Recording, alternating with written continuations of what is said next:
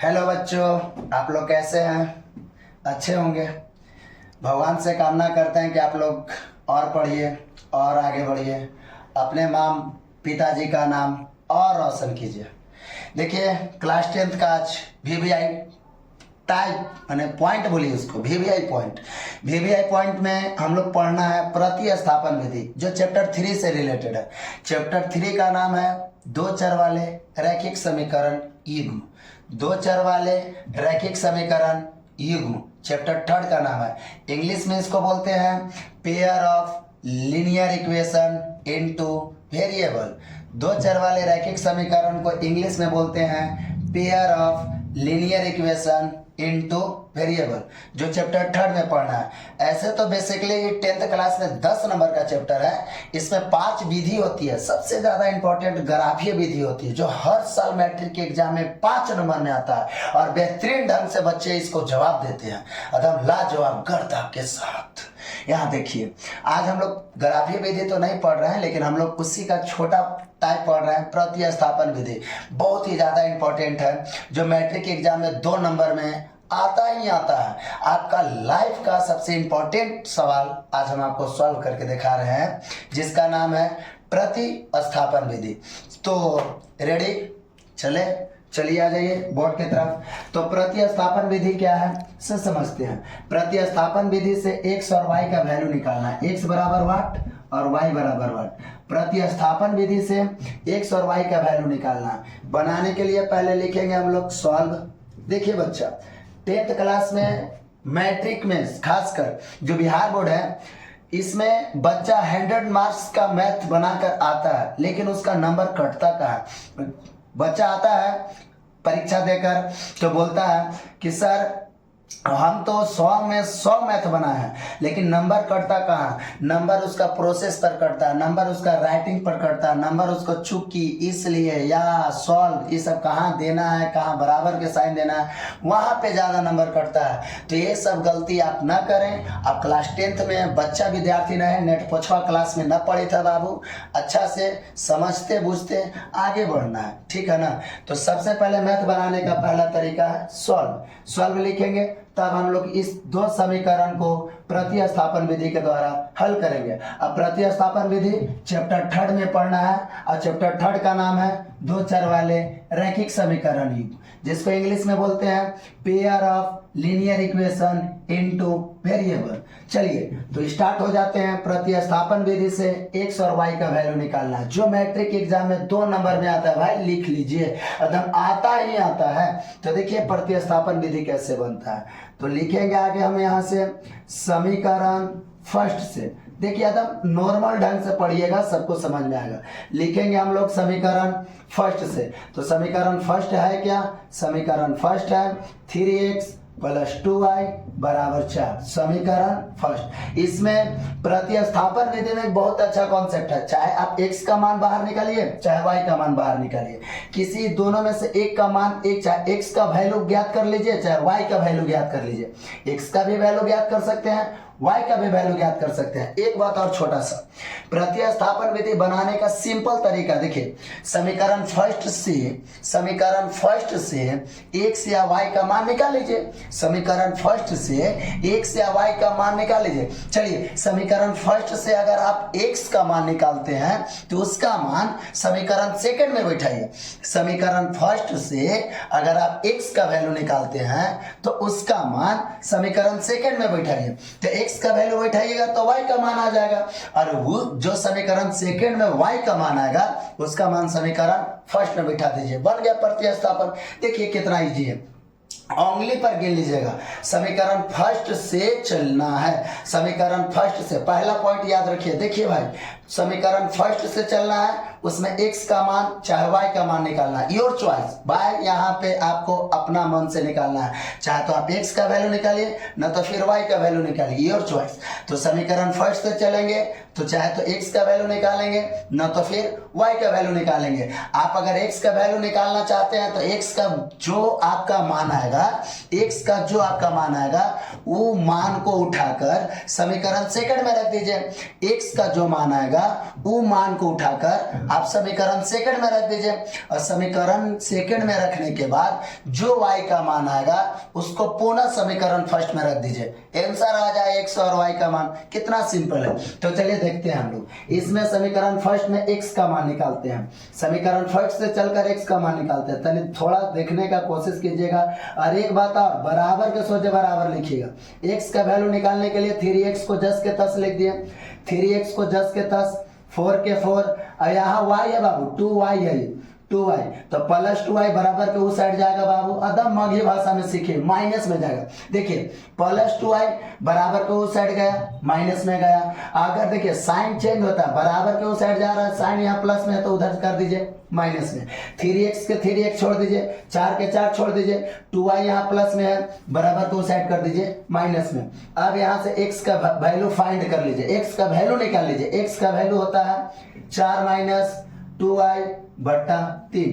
बताइए बाबू यहाँ तक क्या तकलीफ है? कोई दिक्कत? कोई दिक्कत नहीं, एकदम इजी है। देखिए सबसे ज्यादा, देखिए आप अपने लिए पढ़िए, अगर आप अपने लिए पढ़िएगा तो जानते हैं आपका आस पड़ोस जलेगा।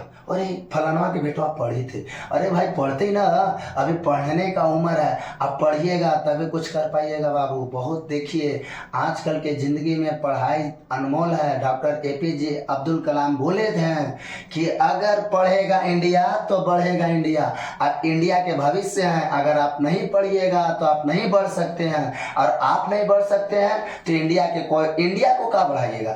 आप अपने देश के लिए जिए। सुन लीजिए, जिए तो का जिए, अपने देश के लिए जिए। तो देखिए 3x प्लस 2y बराबर 4 था। हम बताएं कि समीकरण फर्स्ट में चाहे तो x का वैल्यू निकालिए, न तो फिर y का वैल्यू निकालिए। तो हम x का वैल्यू निकाल दीजिए, 3x को 10 के 10, 4 के 4, प्लस 2y उधर कर दीजिए माइनस 2y में, x के x, 4 माइनस 2y, ये 3 भागा में चल जाएगा बाबू, भागा में, 3 बटा में आ जाएगा, भागा में आ जाएगा। अब बताइए x का जो मान आया उसका मान हम कहाँ रखेंगे? समीकरण सेकंड में रखेंगे। समीकरण सेकंड में x का मान देने पर, समीकरण सेकंड में किसका मान देने पर? x का मान देने पर। एकदम इजी है भाई, मान देने पर या रखने पर कुछ भी लिख सकते हैं, देने पर भी लिख सकते हैं या रखने पर भी लिख सकते हैं। रखने पर आप यहां से समझने का कोशिश कीजिए, जो x का वैल्यू आ रहा है उसका मान समीकरण सेकंड में रखिए। समीकरण सेकंड में x का मान देने पर जो समीकरण सेकंड है उसका मान, जो समीकरण सेकंड है उसमें x का मान रखना है। तो समीकरण सेकंड है कितना? 2x माइनस 3y बराबर 7। ये आपका समीकरण सेकंड है, उसमें आपको x का वैल्यू रख देना है। तो x का वैल्यू कैसे रखाएगा? 2 को 10 के 10 देख लेने का कोशिश कीजिएगा। 2 वाले को 10 के 10, दोनों के बीच में कुछों के चिन्ह नहीं है बाबू, गुना के लगा देंगे। दोनों में कुछों के चिन्ह नहीं है बाबू, गुना को लगा देंगे। और x के वैल्यू यहाँ पे x है, यहाँ पे देख लीजिए इस जगह पर आपको बैठाना है मान।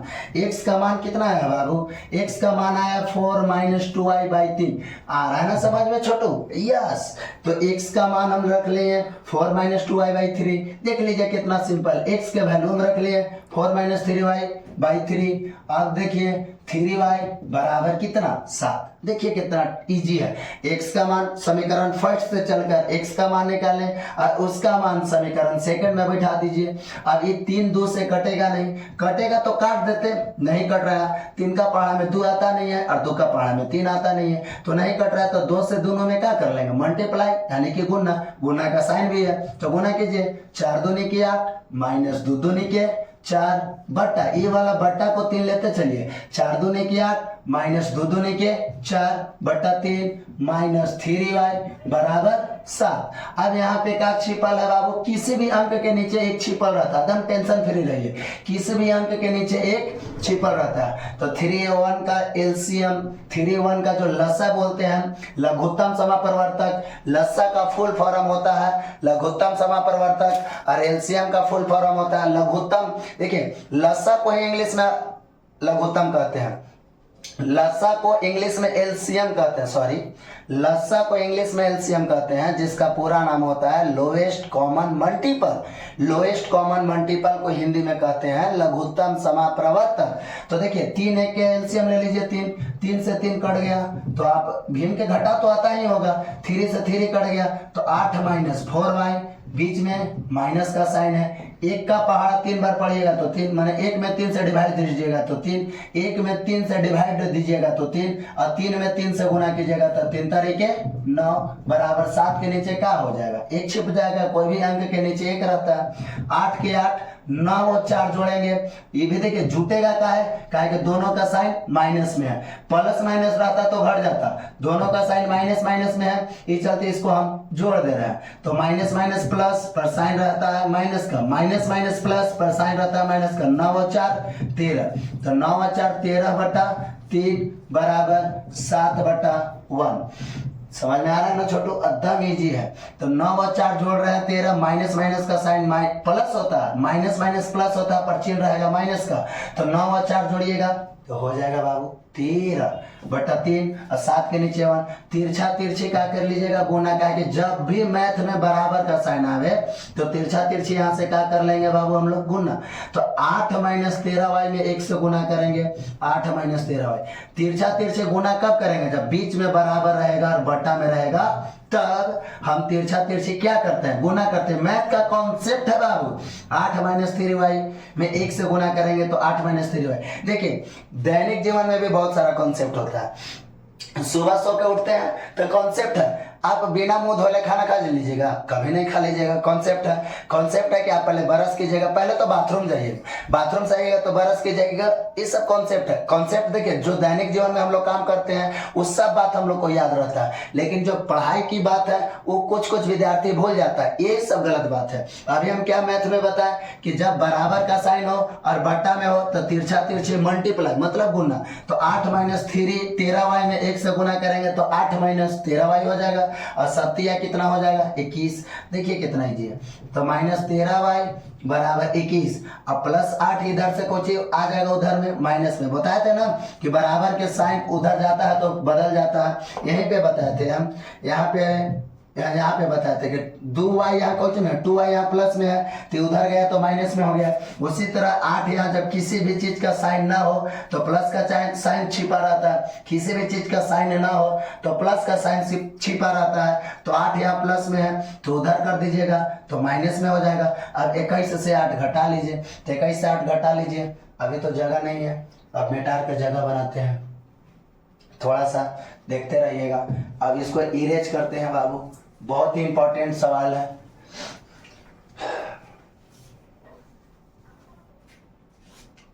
चलिए तो देखते हैं 13y। अब यहाँ पे देख लीजिए, हाँ छोटू हाँ यहाँ पे देख लीजिए 21 से 8 घटाना है, तो 21 से 8 घटाना है तो 21 से 8 जाएगा तो कितना बचेगा, आप लोग जल्दी जवाब दे दीजिए। जवाब देने में इतना देर जी है लड़का, कितना बचेगा, आप कैसे जवाब दे रहे हैं, आप घटा के जवाब दे लीजिए, इधर घटा लीजिए। 11 में से 8 नहीं जाएगा, तो 11 में से 8 नहीं जाएगा तो आप एक हासिल ले सकते हैं, तो 8 3 11 हो जाएगा, ये दिया इसको, ये बच गया 13 वाट जोड़िएगा तो ऐसे 21 हो जाता है, 13 रुपया 8 रुपया 21 रुपया हो जाता है। तो आप यहाँ पे प्लस 13y बचेगा, 21 में से 8 जाएगा तो 13y बचेगा, तो y बराबर हो जाएगा 13/-13। 13 से 13 कट गया, y बराबर -1। देखिए y का मान निकाल लिए। अब ई y का मान हम किस में बैठाएंगे, समीकरण फर्स्ट में। हम उसी समय बोले थे कि मान निकालने के बाद y का मान समीकरण फर्स्ट में बैठाइए। समीकरण फर्स्ट में किसका मान देने पर, y का मान देने पर या रखने पर, समीकरण फर्स्ट में y का मान रखने पर, समीकरण फर्स्ट में y का मान रखने पर। तो फर्स्ट है कौन सा से देख लीजिए, आप इस पर भी रखिएगा तो आ जाएगा, इस पर भी रखिएगा तो आ जाएगा, लेकिन आसानी इस पर पड़ेगा। ये क्या है आपका से देख लीजिए, ये आपका है बाबू 4 - 2y/3। अब यहाँ से चलते हैं आगे, 4 - 2y/3 ये किसके बराबर है, x के बराबर है। 4 - 2 ये क्या है y के जगह पर हम किसको बैठाएंगे, -1/3। अब देखिए कितना सरल हो गया, 4 के 4 माइनस में माइनस से गुना करेंगे तो हो जाएगा प्लस, 2 में 1 से गुना करेंगे 2/3। 4 और 2 6, 4 और 2 जोड़ दो बाबू, 4 और 2 6/3, 3 दूनी के 6, यानी कि x बराबर जो वैल्यू आया से कितना आया 2। अब यहाँ से हम आराम से लिखेंगे कि x बराबर 2 और y बराबर -1। ये आपका करेक्ट आंसर हो गया। देखिए कितना हल्का है, ज्यादा भगाने की बात नहीं है बाबू, थोड़ा सा ब्रेन लगाने की बात है। इसी के साथ आज का प्रतिस्थापन विधि आप लोग को अच्छा लगा तो कमेंट बॉक्स में जरूर बताइएगा कैसा लगा पढ़ाई। Thank you.